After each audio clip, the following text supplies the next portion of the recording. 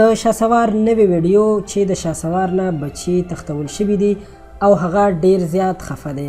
که غواړئ چې خبر شئ چې هغه اوس څه ویلي دي نو ویډیو تر اخره وګورئ، د هغه ټولې خبرې در سره شریکوم.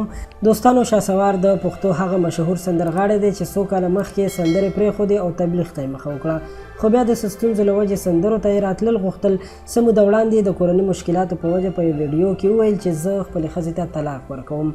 اوس یې نوې ویډیو راغلې چې پکې وایي زما بچي زما خوښې او سخر تښتولي دي. هغه وایي چې زه کراچۍ کې اوسېږم او دوی زما د کور نه زما بچي وتښتول.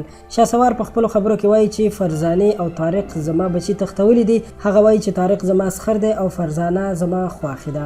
داسې معلومیږي چې شاسوار دغه ویډیو د نیمې شپې کړې ده، ځکه چې په خپلو خبرو کې وایي چې اوس د تهجد وخت دی او خدای پاک ته به ژړا او فریاد کوم. هغه وایي چې زما مور په ډېر بد حالت کې ده، بلډ پریشر یې بیخي کم شوی دی، ځکه زه د مور په علاج کې هم مصروف یم او د پښتونخوا د پولیسو نه یې غوښتنه کړې چې د هیڅ چا رپورټ وانخلي، ځکه چې ما سره ظلم شوی. هغه خپله هم وایي چې زه هم په چا رپورټ نه کوم او دا هر څه ما په الله پاک پرېښي، زه صبر کوم او ډېر زر به الله پاک دوی سره خپله معامله وکړي.